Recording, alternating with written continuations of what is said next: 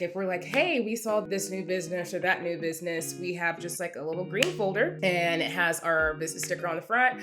We have our fast facts referral form that has some of the most common diagnoses there. They can just check it. It has our fax number, our address, our branding, all of that stuff, a section for all the diagnosis codes, just so it makes the process very seamless for whoever that referral coordinator is. Thinking through exactly what you're looking for and why is key to finding the best referrals or best partnerships. You want your services to be complementary. You want to bring in something that maybe you don't provide yourself.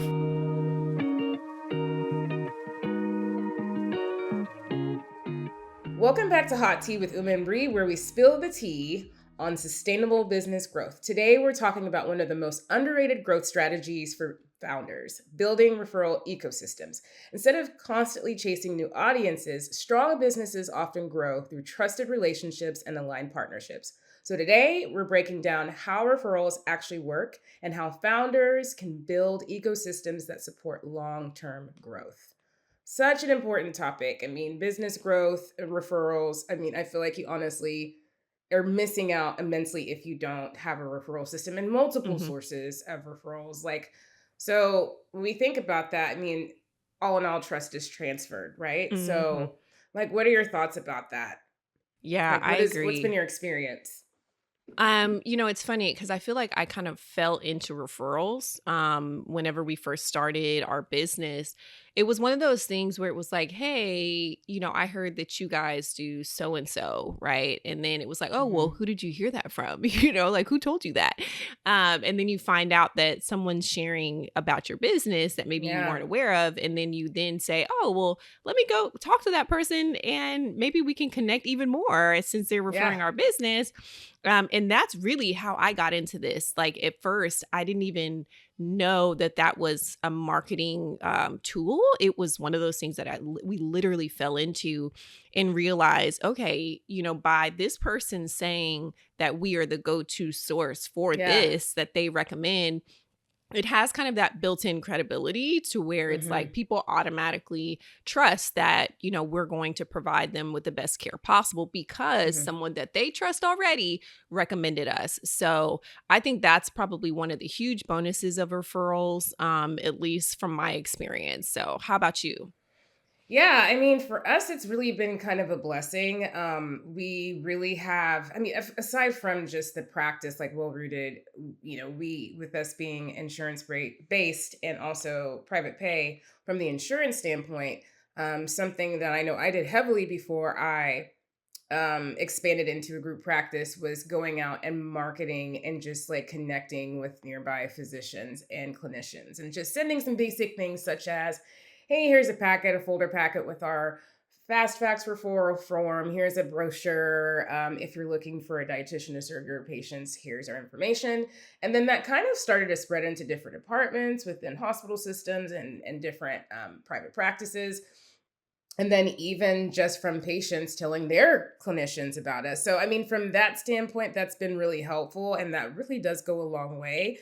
But in terms of like our sports performance and nutrition business, word of mouth has been powerful for us. Like you said, somebody saying, yeah, this is who our athlete has worked with. And obviously you've seen the outcomes, you've seen the results, and passing that along. And a lot of times, if you think about it, especially since our audience, all of you listeners, are likely wellness and sports nutrition or sports professionals, athletes oftentimes work with a lot of different people. So they might have, if they're rehabbing, a physical therapist, they might have, some sort of orthopedic surgeon from, a previous injury. The list goes on and on. Sports coach, whatever.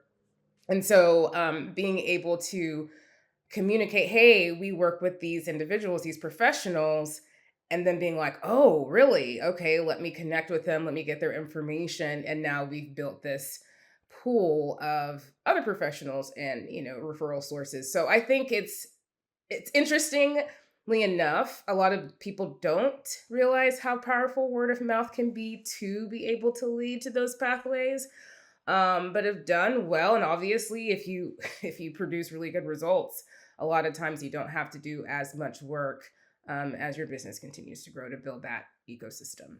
Yeah, I agree. I think it highlights how like the decision making process is that much shorter now, right? Hmm. When you have referrals, because for the client, they can say, "Oh, this person recommended this person and recommended that person," especially with athletes. That's one of those things where it's Yeah. like, man, because they're so concerned about their health and their performance that like they're not just going to trust anybody, right? It's one of Right. those things where like they want to be sure that you are top tier. And then even in the wellness space, they, if someone has to filter through less people because of Right. referrals, then it's that much easier for them to make a decision. Hmm. And I think that kind of brings us to the next point of like how referrals really attract aligned clientele, because when you have partnerships with different practitioners in your space, right? Like, for example, I've just started to kind of dive into like fertility nutrition for, active women and stuff like that. Hmm. And I found it's like, okay, well, if you work in that space, you can connect with endocrinologists, you can connect with OBGYNs, you can connect with fertility specialists. Like, you really start connecting to people that are aligned in your Right. theory and in your space. And that brings about aligned clients as well. Yeah, absolutely. And I agree, kind of alluding to what I already shared about just connecting with like those physical therapists and other sports professionals. It just connects because at the end of the day, everybody wants the client patient that they serve to be their best. And in my opinion, the best clinicians and professionals understand that staying in their scope and referring Mhm. out and having those relationships is going to be the best, provide the best experience for the clients that they Yeah. work with. So I will say though, it's really important to nurture those connections. Mhm. So if you get a connection and you're like, oh, okay, this person has connected with me and they're brand new, have that touch point of saying thank you, let's connect. Here's my information. It doesn't mean that you have to have like a sit down meeting and have coffee, because we know not everybody has time Right. for that. But a simple email, a simple call, a simple message.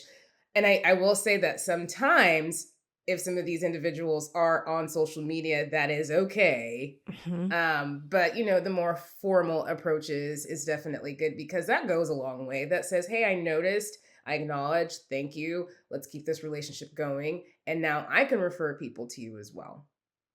Absolutely. And so you hit on something that I think is really important, and it's kind of like having those referrals and connecting offline Yeah. versus relying on, Instagram, TikTok, the algorithm to put you in the Yeah. same, like I see on threads, they've got this like, dear algorithm, please connect me with da da da da da da da da. And it's Oh, like, you can do that. That's cool. But like, it's not reliable, right? When you look yeah. at the difference between, regular consistent growth versus, I don't know, a little more volatile when it comes to, Instagram growth or TikTok or whatever. To me, it's like I've seen way more growth come through nurturing those referrals than I have from putting stuff on social. So, what is your Oh, for thoughts? Because I know sure. also like having businesses before the big boom of social media, right? Like, because now Right. it's like huge and it's out there. But before that, we had to rely more on those partnerships. So, give me your thoughts on like that organic growth versus like constant marketing through socials. I just feel like too much emphasis is put on social media, and I'm not knocking it. I think that where the lines kind of get blurred is that sometimes people look at social media and they'll see, okay, this person is the same type of professional I am, or from a credentialed standpoint, right? But maybe they don't look at like what their purpose of being on social media at large, especially if they have a larger following and they're constantly Yeah. posting, is. Mhm. So I'll kind of narrow it down to what we do. I mean, you have dietitians that are exclusively social media dietitians, and that's a big deal. I mean, Yes. you can even be a Yes. media dietitian and have media partnerships and connections, but not necessarily be a social media dietitian. Exactly. And Mhm. so it doesn't mean that, oh, you see that person's having success and making all these connections and yada yada yada. I need to do the same thing, because that's not what you're doing. Right. That's not what your niche is. We already talked about niches in a previous Telling episode, you, but girl. But no, I think it's really important to connect outside. I would say that if social media is your thing and you're trying to make connections with other professionals, do it on LinkedIn because I don't think That part. enough is being said about LinkedIn. It's kind of taking on like a new, I don't know, new form, new Mhm. purpose, new excitement. I don't even know what the right word is right now. Yep. But I feel like professionals that are on LinkedIn for a purpose, and that is to connect with other professionals. And so if that is your Mhm. angle, go to that platform, start building on that platform and optimizing and figuring out how you can have more of a presence there. I don't know. I may That's have gone good. into like a really, I don't even know what I just said really, but That was hopefully it made sense. fantastic. Listen, I hope y'all took notes I because don't know. that wasn't in the notes, but that was a gem, okay? Because it was Oh great. no.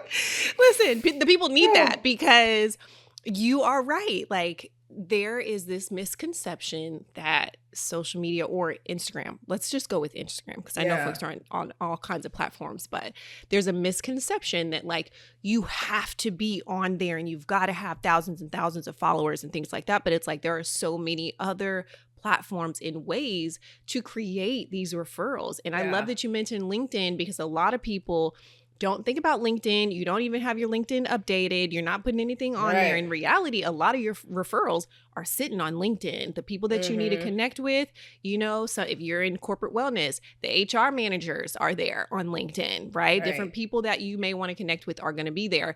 So let's kind of talk about building out these strategic partnerships. So when it comes to figuring out who to connect with, what kind of relationships would you say people should be kind of looking for?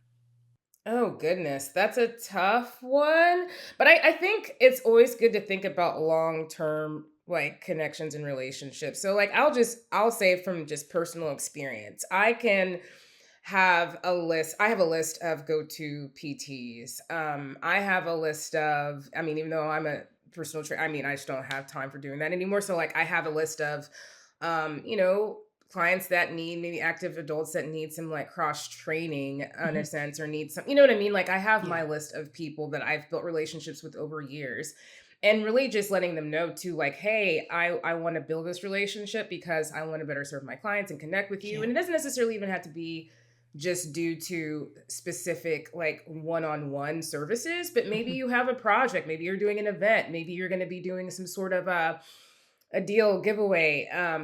Like we're going to be doing like a combine soon, you know, a couple combines this summer for different sports. And so it's like, hey, we would like for you to be involved with that or, you know, Yeah. whatever. Yeah. So like, I think it's just really important to think about that and get a feel for them too. Like do your research. I don't think there's anything wrong with that. I want people to Mhm. research me. Yeah. So just because you have one or two referrals from this person, I think it's really important that you look them up, see what they're about, and Mhm. just make sure that the connection that you're thinking about pursuing is truly one that you want Yeah. to pursue and build. What I about you? agree. I agree. I think thinking through exactly what you're looking for and why is key to finding the Yeah. best referrals, right? Because, or best partnerships, because at the end of the day, you want your services to be complementary. You want to bring in something that maybe you don't provide yourself, right? Right. So same as you, like we have like a list of chefs that we refer out to whenever we have clients that need meal prep. We have Hmm. list of, trainers and strength and conditioning coaches and stuff like that because we always, again, these services are interconnected. We have clients that Hmm. might come to us saying, hey, I'm looking for, a sports dietitian.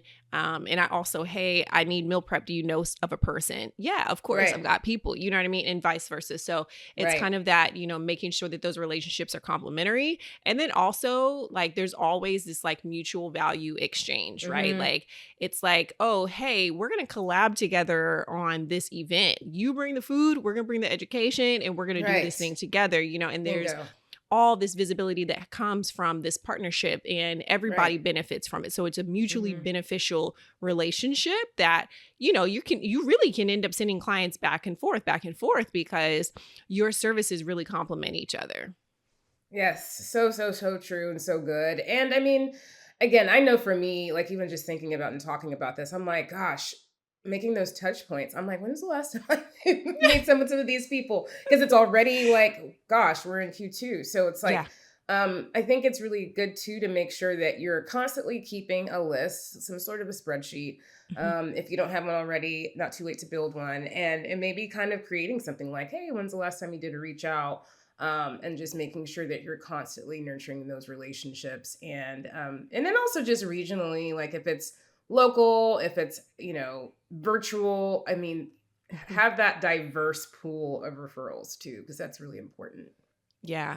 I like that you mentioned, having a list because that's something that, again, y'all know we've talked about systems a lot and how you have to get stuff out of your head and into, some sort of like system. So that way you're not like always trying to figure out, oh, what was that person's name that, Yeah. does da, da, da, da. Like, so we're in the process of actually doing that ourselves right now, specifically for Hmm. B2B partnerships because we might be in a meeting talking about, hey, do we know somebody that does this? And I'm like, oh, yeah, I know somebody. And then I got to go find the information. It's like, just Hmm. get a system together, put it into a spreadsheet so you have Right. access to it or whatever you're using, for like your client management systems or whatever Hmm. so that you can connect with those people. You've got their emails or phone numbers and Yeah. all that stuff. So you're not relying on social media. You made this point earlier. Like you Hmm. shouldn't always be having to slide in people's DMs. Like send them an email, right? Or call them.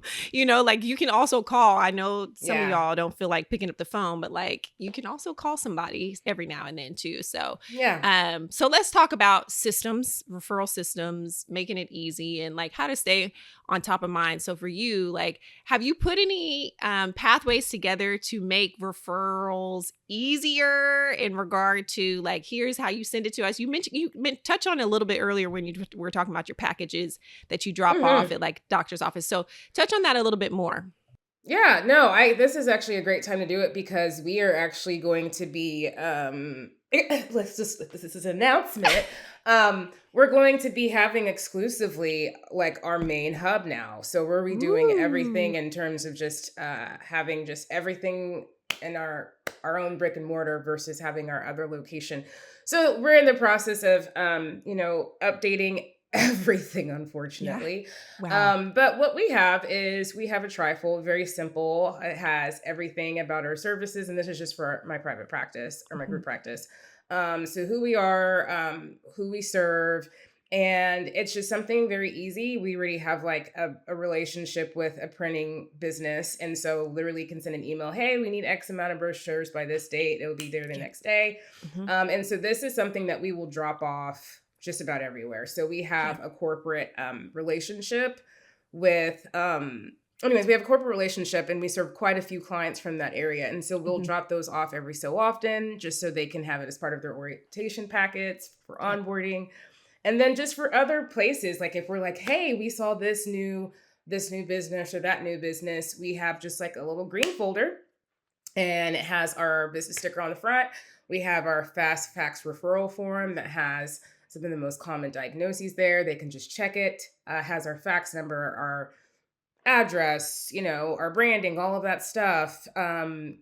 Like a section for all the diagnosis codes, just so it makes the process very seamless for Mhm. whoever that referral coordinator is. And Yeah. then they fax it to us. And that's just our very streamlined, simple way of doing things for both marketing and just, updating and giving our Yeah. pre-existing referrals just more of our packets. So I Yeah. just like to have those ready.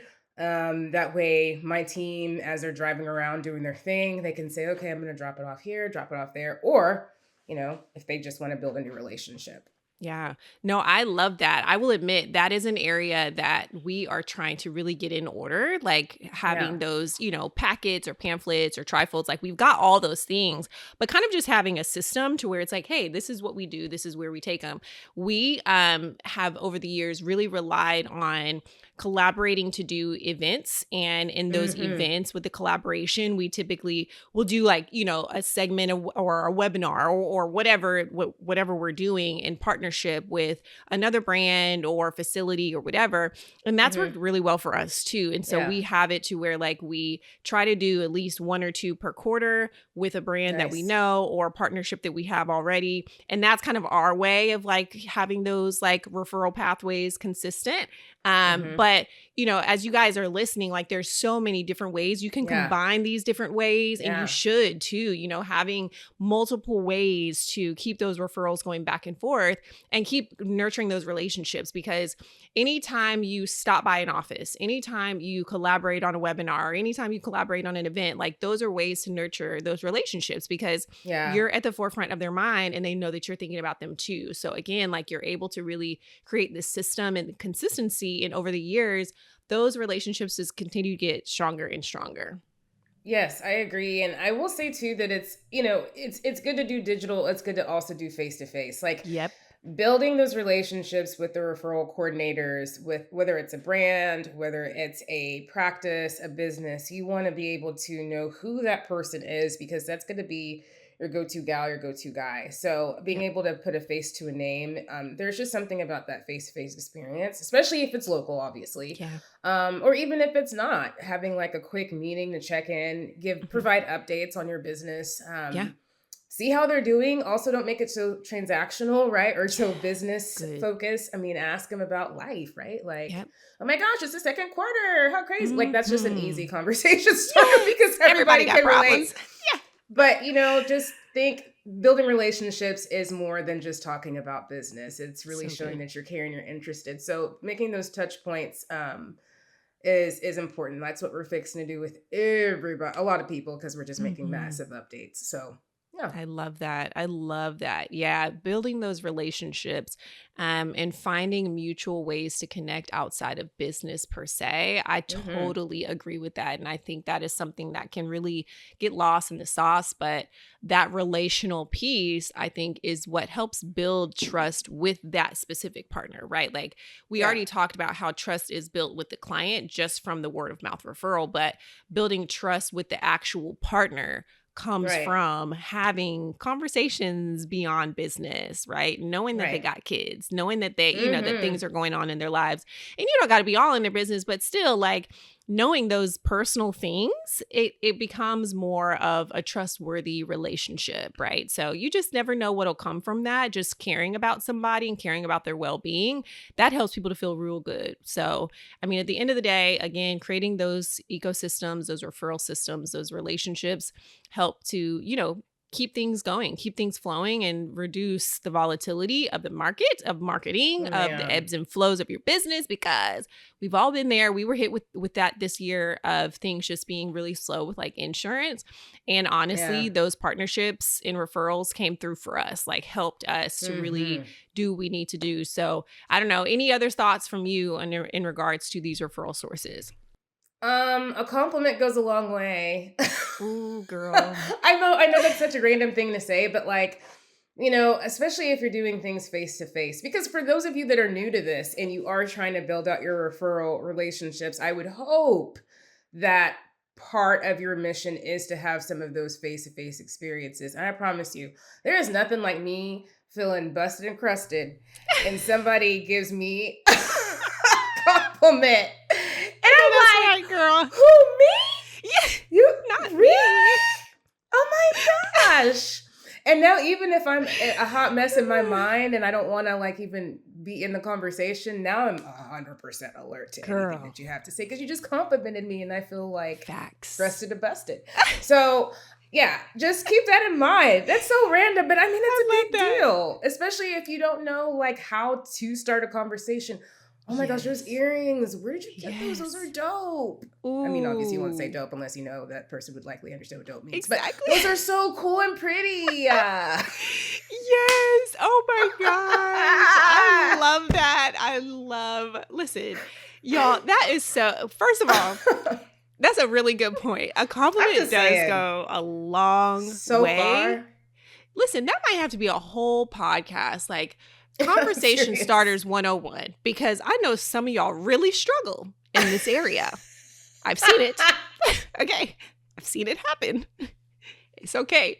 You can just say one little thing and it will start a conversation, but Yeah, like you can't just stare at folks. Okay. You can't just you sit and be can't. silent. Don't be It doesn't work that awkward. way.